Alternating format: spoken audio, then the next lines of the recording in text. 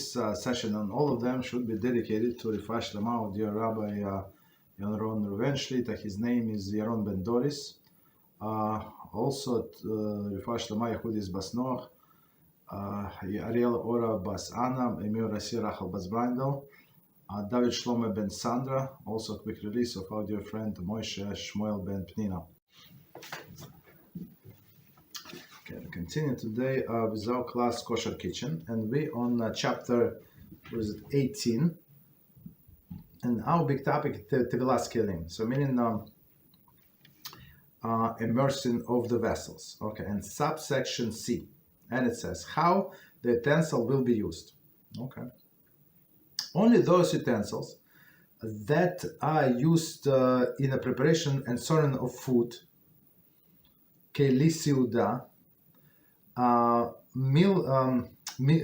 meal utensils require Tevilah.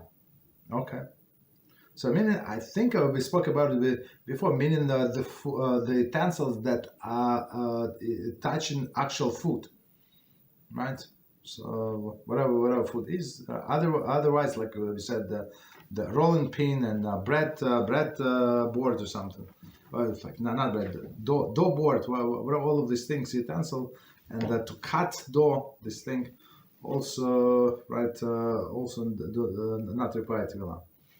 Okay, at least, but if somebody was in the want to do it, there is no problem, but without blessing at least.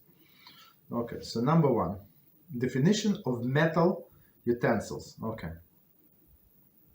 any utensil used in boiling, baking, frying, roasting, grilling, or toasting, or any utensil used in preparation of eating food, require Tevilah. Thus, baking and frying pans, choppers, graters,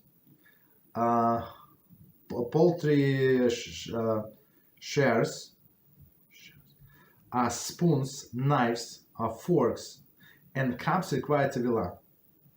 Okay. There are, however, several qualifications. A. So let's finish this. I'm not sure if we're going to finish. Okay, so maybe at least finish this page and then we're going to review, because the list is very long. Okay, A. Utensil must come into direct contact with food. Only utensil that is normal usage come into direct contact with food require Tevilah. The utensils that do not normally come into direct contact with the food do not require Tevilah, even though they may at times touch food. For example, a can opener. You know, actually, here is just a list.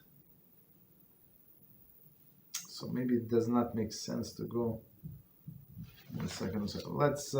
Let's do this introduction, and then we're going to do just by one. So again, the introduction. So okay.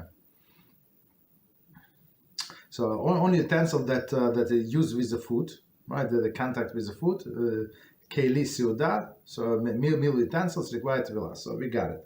That's clear. So meaning others, even though they're metal from the right glass, do not require. Okay. So the definition of meal utensils. So any utensil used for boiling. So meaning for cooking with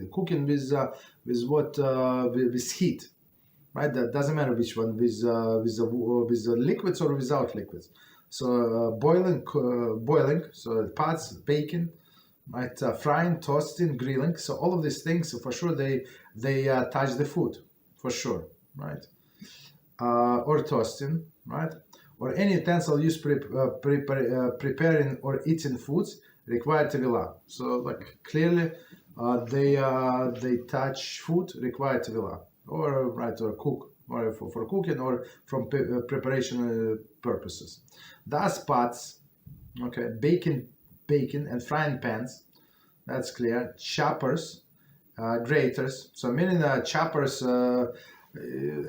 Usually the choppers are, I guess, for vegetables. So graters also could be for vegetables or for cheese or something, right? So of course they're edible as it is. So that's what it means. They in contact with food. poultry shears, so like it's scissors, something, right? So, of course, people use it to cut the raw chicken, right? But also they use it to cut when it's cooked. Like for example, if you cook whole chicken, then you cut with the shears. Okay. Spoons, understandable. You eat soup or whatever you eat with a spoon. Knives, of course. You cut bread. You cut all other things. Forks, cups require tevilah. Okay, so all of this for preparation. Right, and for serving, this utensil for serving required tevilah. There are, however, several qualifications. So now we're going to qualification. What is like some exception? The utensil must come into direct contact with food. So there is, as we're going to see, not everything comes in direct contact with food. So right, there is with a food that is ready to eat. That's the thing. Okay. Only utensil that is normal usage, come into direct contact with food require tevilah. Okay. So food, we're going to see something that is edible, right? I think it does not say here, but that's what it means. Okay. Otherwise, all of the kitchen utensils would require tevilah. Okay. Utensils that do not normally come into direct contact with food do not require tevilah, even though they may at times touch the food. For example, okay. So now we're going to examples, and we're going to understand. A can opener or a corkscrew do not require tevilah, since they do not meant to come into contact with food, which is a perfect example. Okay. So even Macharil may consider tevilah will not. Of course, sometimes you have some. If you open up a can of fish or something, so you would have some oil or water right on this cutting wheel, but that's nobody's going to eat for it. So for us, it's like it means like it's got soiled or something. So you just wash it off and that's it. Right, so sometimes, for example, if you open vegetables, right, like corn, right, corn. So I mean, most likely it's not up to the top. So even you can cut clean, and this can opener would be like dry without touching any food. Okay, and the corkscrew, okay, of course. I mean. You're not touching the wine, so it's completely like dry, no problem. So next one is a nutcracker. So okay, so this again, corkscrew and can opener do not require tevilah. Okay. So when we say the nut does not require tevilah, again, if you wanted to do it anyway, just do without the blessing, or do something with a blessing, whatever require blessing 100%. And after that, do all of these things whatever you want. Okay, so nutcracker required tefillah without bracha. So nutcracker. Does it touch food? Maybe accidentally it might touch, but usually the touch the shell. So nut shell is not food. Okay, so let's see. So just from the wording, we already understand that something is not so simple. So it says required tevilah without blessing. It means there is some kind of doubt. Okay. 26. Poskim disagree as to whether the nutcracker requires tevilah. See Salman Chaim 3:14. In opinion of Rav Shlomo Zalman Auerbach Zatzal, cited in Sefer Tevilah Keilim, 11, chapter 124, it requires tevilah. Since the nuts are brought at the table in their shells, the entire nut is considered food. Very interesting. Thus, the nutcracker actually touches the food. Shevet Halevi, 6, chapter 145, to 245, maintains the nutcracker essentially do not require tevilah. I mean, when two giants like this they argue, we just stay away from that. All right. So Rav Shlomo Zalman Auerbach. I mean, if you read if you try to understand logic, I mean, for me personally, whatever Rav Shlomo Arba Zatzal said, it makes sense. Whatever Beis Halevi said, it makes sense. So this and these words of the living God. So Rav Shlomo Zalman Auerbach said that since it is brought to the table as it is, right? So meaning it is food. Okay, I mean that's the logic. So meaning if it would not be a food, nobody would put on a table in this condition. They would remove it. Okay, I see it. Okay, and or a second, Shevet Halevi said do not. So that's why we go by the middle of the road. We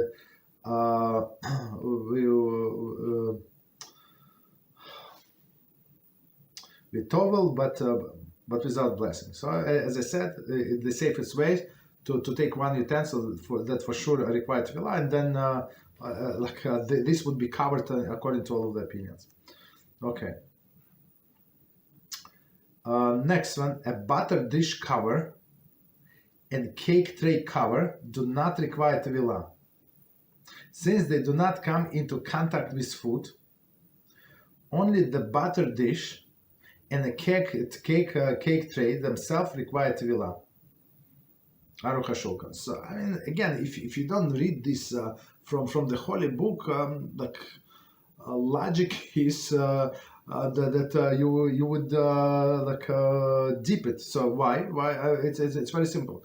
So most likely, I mean, of course there is exception, but most likely this butter dish, it's made of glass.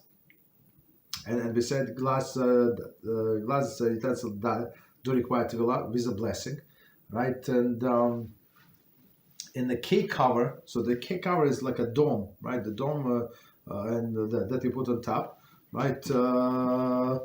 Also made of glass. Sometimes, today, in olden days it was made of glass, but today many of them made of plastic, like a good quality plastic. Okay.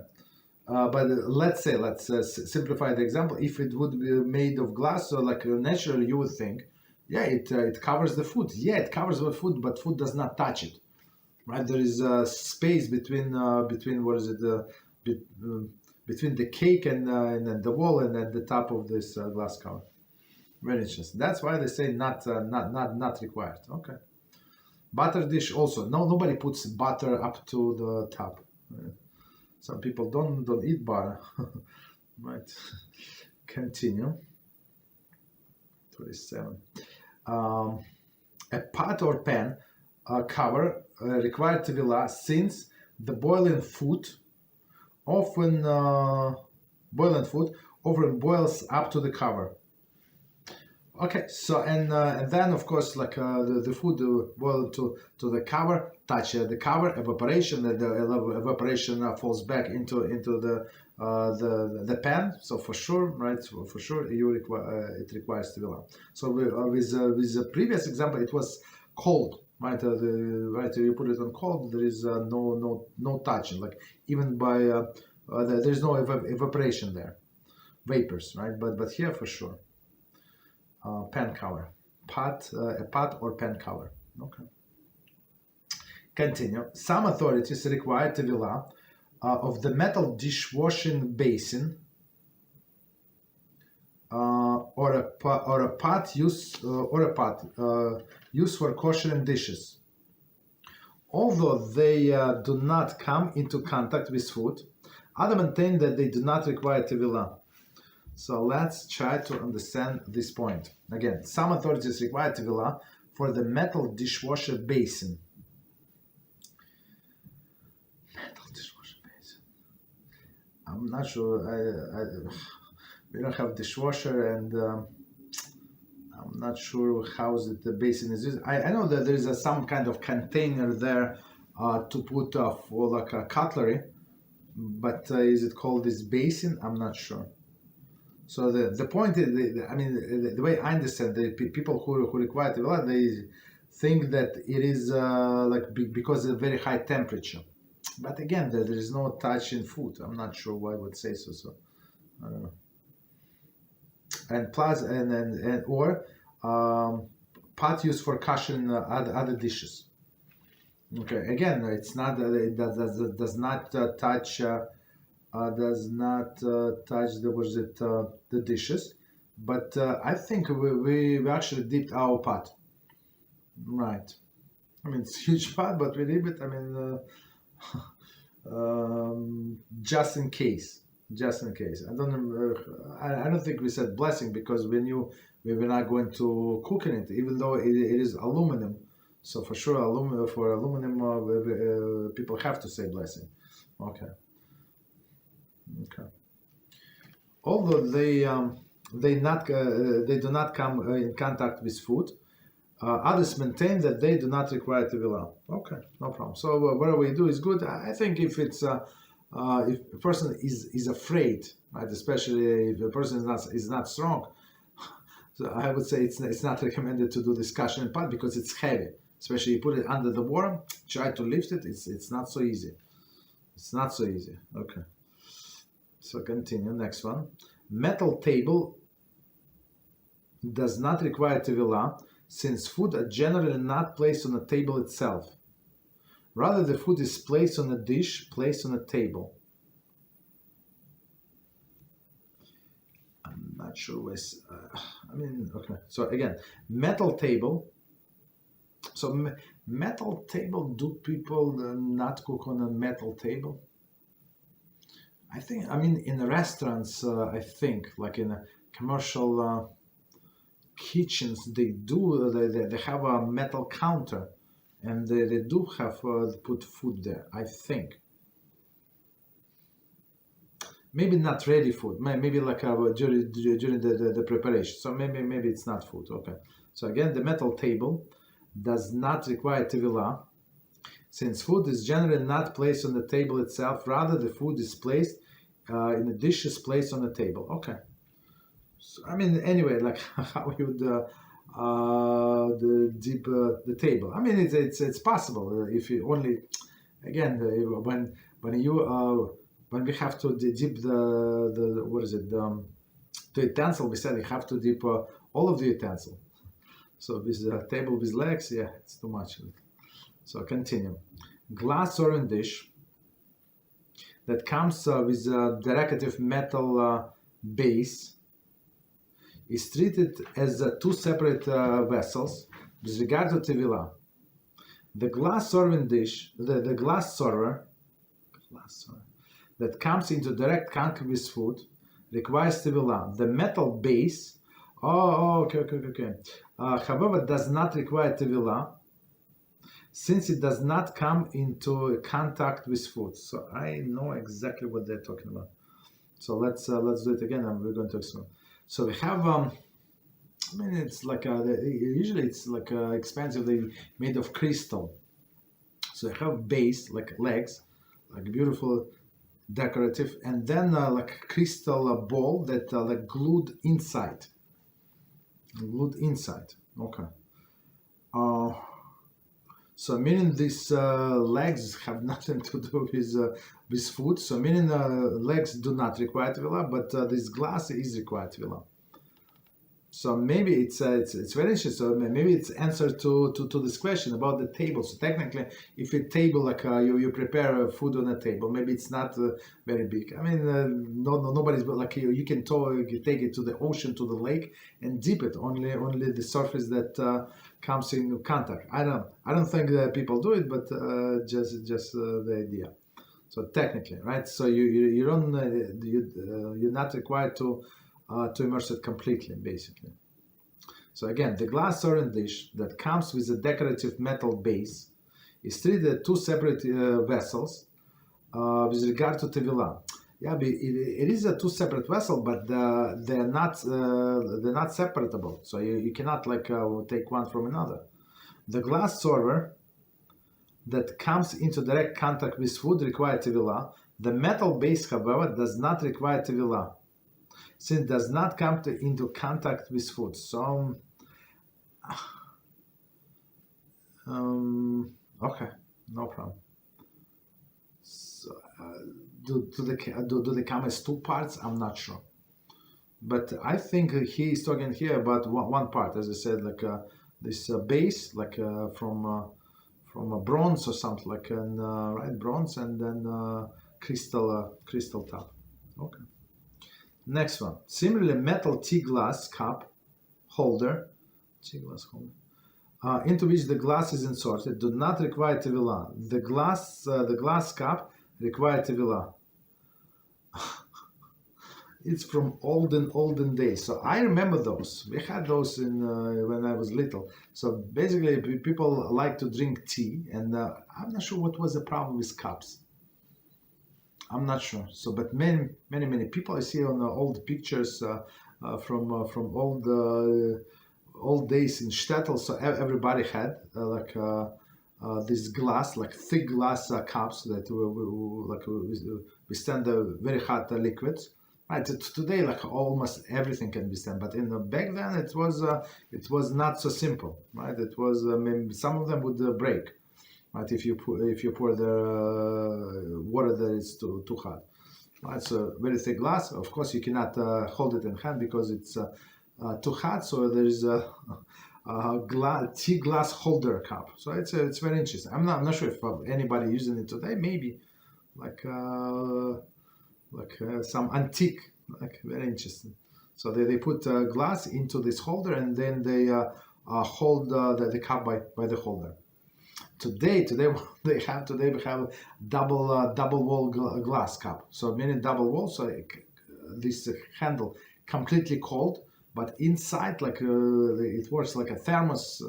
So it's very hot, very interesting. No need for this tea holder cup, right? But anyway, so tea glass would require a Tevilah, but holder not. Okay, even though it is metal. Next one, refrigerator shelves do not require Tevilah, since food is usually placed in dishes and not on the shelves themselves. Okay, so let's see. There is a commentary. See Tevilas Keilim 11:10, citing Rabbi Rav Shlomo Zalman Arba Zatzal. All the common custom not to immerse metal refrigerator fruit bins. This practice is difficult to justify. Metal fruit bins. I don't know. Did I have when I was growing up? We had metal fruit bins. I'm not sure. I mean, today everything is made of plastic. Okay, I don't know. Maybe a long time ago, they had metal fruit bins. Okay, so meaning for sure, these metal fruit bins, they come into contact with edible food, with apple, stuff like that. Right, so that's why he said require Tevilah. Right, but shelves do not. So because we would put in some kind of container, stuff like that. Okay, continue.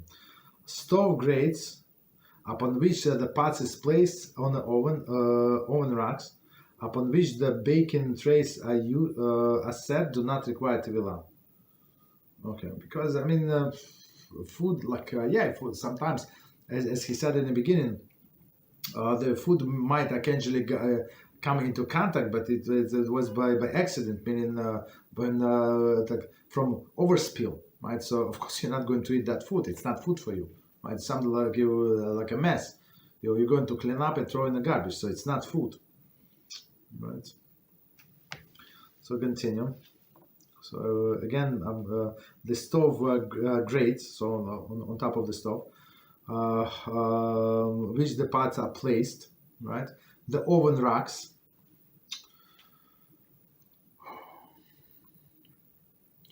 Oven racks. Do we put bread on oven racks? Like directly on oven racks? I don't think so. I mean, we don't, but nobody do? I don't think so. No, nobody.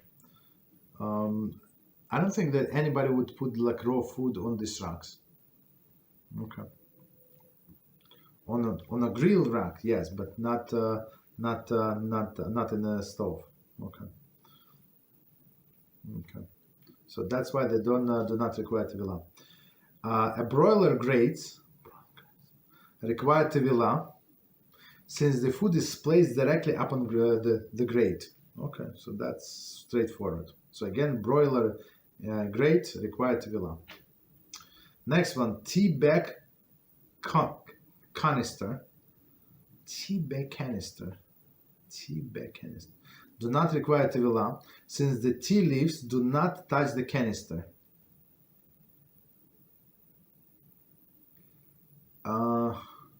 The tea is held in a bag, which is comparable to a vessel containing food placed in another vessel. Similarly, a canister used to hold wrapped candies do not require Tevilah. Okay, so let's understand about this tea bag canister. So tea bag canister, it's like a teapot or something. Right, the way I understand. So right. So since I'm not sure what a tea bag canister is. I mean, if it's the tea bags are dry, I understand. But if you put hot water, so yeah, the food is a tea like as a liquid. It does touch the walls. Tea bag canister. So, but I think here they're talking about when persons store the bags, right? Just bag themselves. Since the tea leaves do not touch the canister, I think that's in the dry storage. That's the way I understand. The tea is held in a bag, okay, which is comparable to a vessel containing food placed in another vessel. So of course, like in a wrap or something. Right, so you would not need to Tevilah. Okay. Similarly, canister used to hold wrapped candies do not require Tevilah. So I mean, this was the cookie jar. Cookie jar, no, candy jar. So if it's only like sucking candy, which is wrapped, all of the individual wraps, so of course it does not require Tevilah. Okay. Very interesting. So next one. It should be noted that this rule pertains only to food enclosed in a container. There is glass, the pot, or tea bag. Glass, the pot, the tea bag. And therefore the food does not come into contact with other vessel. However, if the food is merely separated from the outer vessel by covering, Tevilah is required. For example, before we go to the example, let's try to understand what he's talking about. It should be noted that this rule. So I guess when he said that this rule, it's again he's talking about the last one, right? The rule pertains only to food enclosed in a container. There is a glass pot or tea bags, okay, and therefore the food does not come into contact with the outer vessel. Okay. However, if the food is merely separated from the outer vessel by covering, Tevilah is required. So I mean it's not clear. So let's go into example. The metal bread basket into which a napkin is always placed under the bread required Tevilah. Very interesting.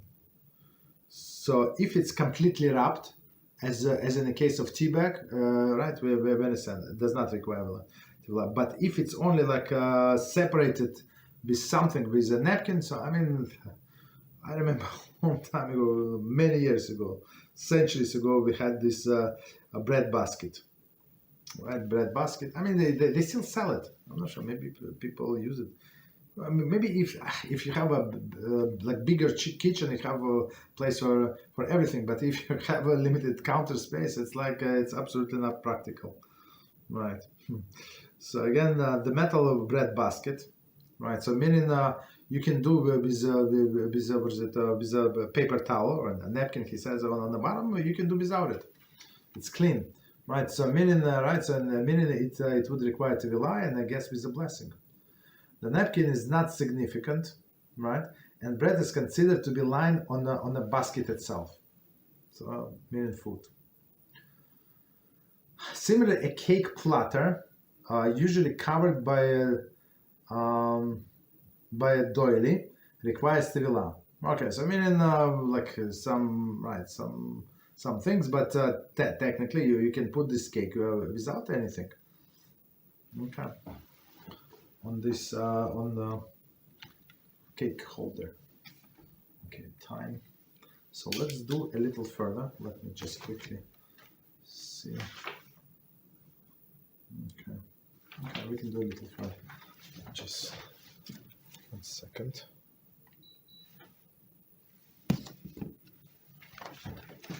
Okay, so we go further. B.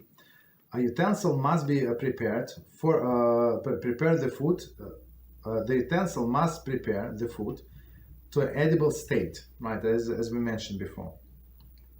Poskim disagree whether a utensil that is used only in the initial stages of food preparation, but not used during the food to an edible state require Tevilah. Therefore, Tevilah should be done without bracha. For example, okay. So before we go to examples, so let's try to understand. So for sure that utensil that come into contact with edible food require Tevilah with a blessing. Okay, so if made of all of this like materials. Okay, so poskim disagree whether a utensil that is used only in initial stages, like meat grinder or something, right, of food preparation, but not used but not used to bring the food to edible state, like as we said, meat grinder, right? State require Tevilah. Okay, therefore Tevilah should be done without the bracha. For example, so let's see the commentary. This follows the interpretation of Tas chapter 10, Graz chapter 17. Other poskim maintain that Rama was referring to the shchita knife only. Thus, although one should follow stringent opinion, where this causes difficulty, for example, electric coffee mill, right? Or if the utensil is the utensil in question is made of aluminum, one may perhaps rely on a lenient opinion. So meaning do not require Tevilah. Okay, so but basically it's on the wording of Rima. So Rima, so they say maybe Rima meant only it's Rima 120 in subsection 5. So maybe they say maybe Rima meant only shchita knife. So meaning utensil that does not come with a contact with food. Possible. Okay. For example, a shchita knife prepares the meat to be eaten. Therefore, in opinion of some poskim, it requires Tevilah. Okay. Tashbit cites it by Rima. Okay. Others maintain that since meat is inedible until it is soaked, salted, and cut and cooked, the knife does not actually prepare the food in the double quotes, and does not require Tevilah. So I mean, I understand more with the second opinion, right? So meaning, right? So it's not food, right? Yeah, you do shchita, but still many steps until it becomes edible. Okay. Next one, utensil used in preparation of raw meat. For example, a sewing needle used to sew a stuffed chicken, right? A meat grinder and the meat tenderizer. Okay, so let's try to understand. So now another example that we do without blessing, right? Without blessing. So meaning, raw meat, for example, sewing needle. Okay, so it's separate. So sewing needle. So when they stuff chicken and then do what is it? And then sew it's closed. In old country, they also did what is it? The necks. They take the neck, the skin from the neck, and also stuff it. These are other things, right? Also, you have to sew it, of course.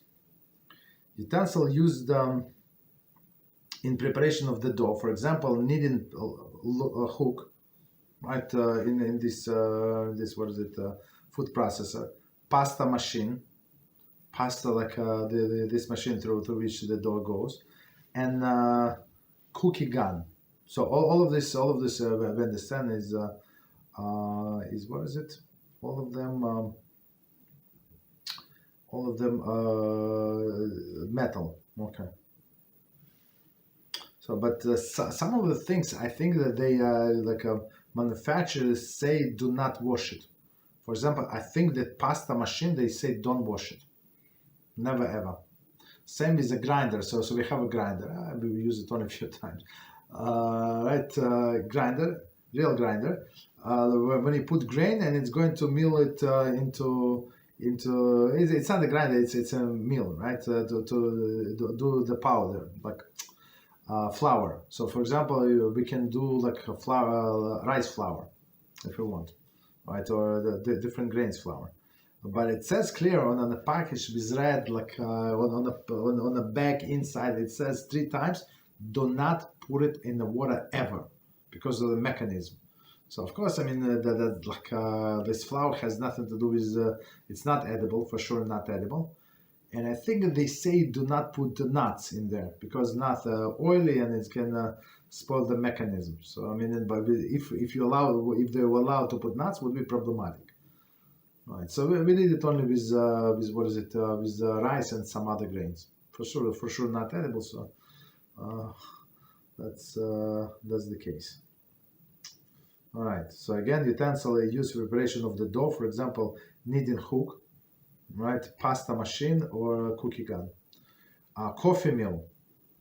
So of course, coffee raw is inedible, right? So that's not the problem. So with us, we use this thing to make for on Pesach where we do our own what is it called, matzah meal. So with leftover matzah, we just grind it and then bake from that. So I mean, we're not going to buy something like big.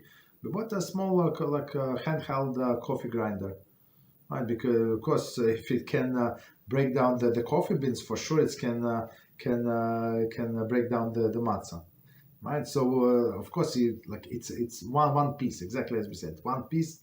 You cannot if you dip. It says clearly, so don't ever dip it in the water. Don't wash. Forget about washing.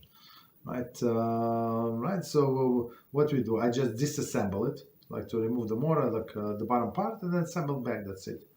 So they do not require Tevilas. Okay. So in each of these cases, Tevilas should be done, right, because it's all of these are metal utensil, without bracha. In case of the difficulty, More Chara should be consulted. More Chara. Okay, number 50. Right. So I'm going to talk to Rabbi and see what it says. So this solution, as I said, it's a universal solution. If you disassemble and assemble back, that's it. Following the utensils, I used for both edible and not yet edible foods, and thus required Tevilah with bracha.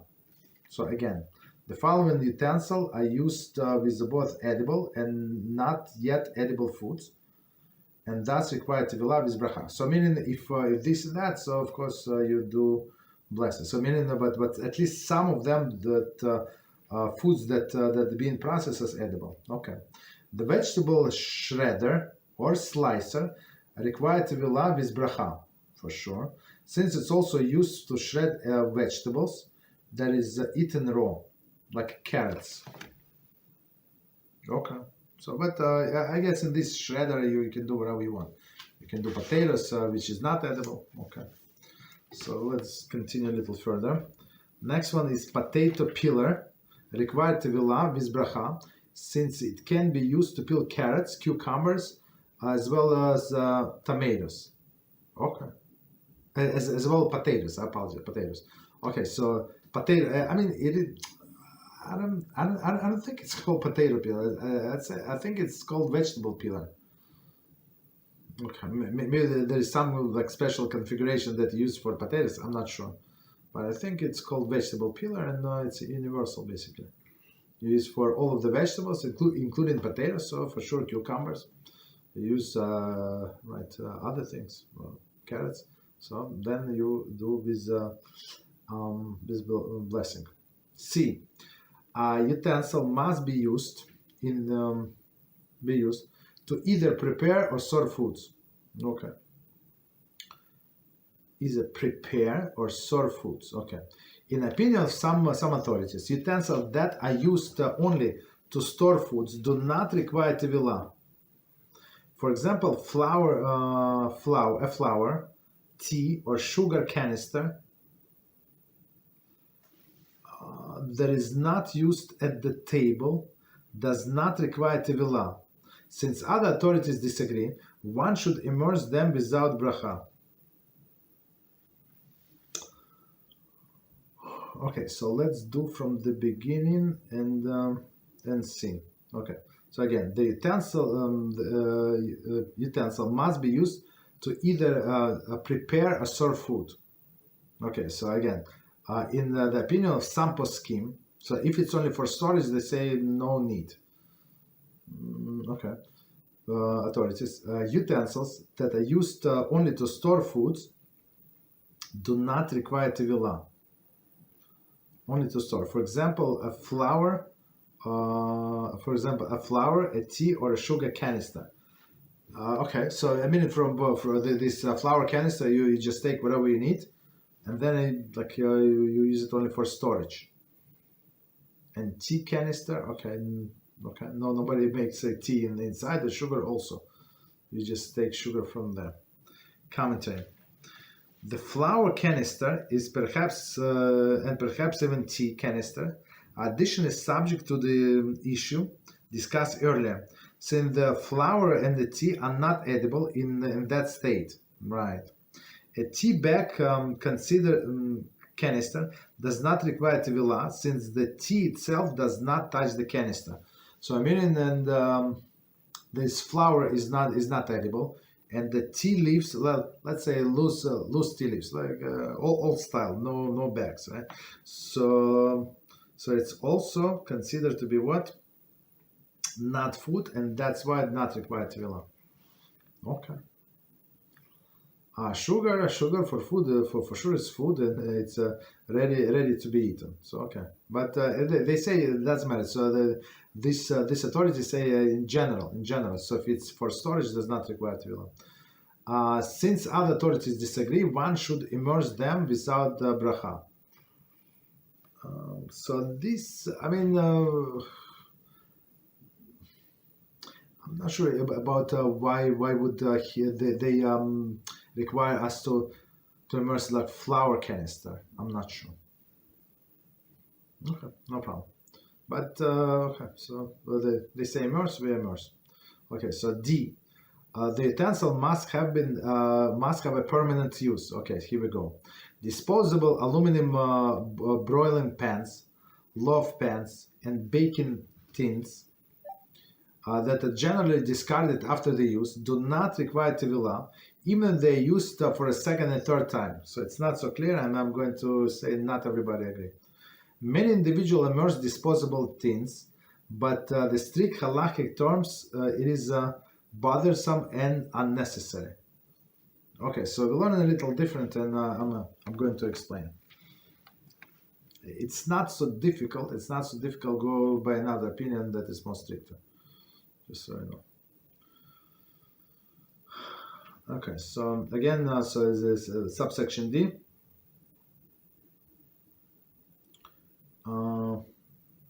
Subsection D, and it says, so again, utensil must have a permanent use. So meaning something disposable, like you don't need to Tovel. So meaning what? So if you bought a jar of pickles, right, and you ate the pickles, so you can use this jar, continue using it. You don't have to dispose of it, right? It's glass, but it does not require Tevilah because it was not made as a container, right? It was used for just transportation to sell us. in some utensil. Okay. So again, disposable aluminum broiling pans, loaf pans, and baking tins that are generally discarded after use do not require Tevilah. So right, so there is this opinion that they do not require Tevilah, but many poskim actually they do disagree and say, yeah, if you're going to use it one time, for sure it's disposable, it does not require Tevilah. But if you intend to use it 5 or 6 or 17 times or something, for example, if you warm up bread, right? Why they have to throw out? Like it is clean, just rinse it, or sometimes just wipe it with a napkin and it's clean. You understand? So some other things like it's clean. Why it's a waste of money? Yeah, you understand? But if you say that like if you designate this pan that this aluminum broiling pan, right? So to use it for multiple times, so it becomes utensil. It was not intended as utensil, but you made it utensil. So this poskim they say that you have to whether tovel it, right, or you have to redo it. So meaning break it a little, like cut one of the piece, like fold it, then unfold it, and then it's like you fix it, you bend it, right? It's made by a Jew, and you can leave it as it is. So you can use it multiple times, right? So, but according to more lenient opinion, and I mean, if he said it, for sure we can follow, whatever, right? But we follow more stricter opinion, right? So again, and so generally they discard it after use and do not require Tevilah, even if they are used for a second and third time. Okay. See Appendix B. Okay, so we're going to get to Appendix B. Many individuals immerse disposable tins, and that's what I said before in different class before. That's what I saw with my own eyes, yes. But this is strict halachic term. In the strict halachic terms, in bothersome and unnecessary. Okay, no problem. So I think we can stop here, and next time there's a table, and like a table. This table is some kind of review, like review, like summary that what everything that we spoke about so far. So next time we're going to stop with review. BeEzrat HaShem. All right, so let's stop here. Let's do 5 minutes break, and then we continue with other topics. 5 minutes.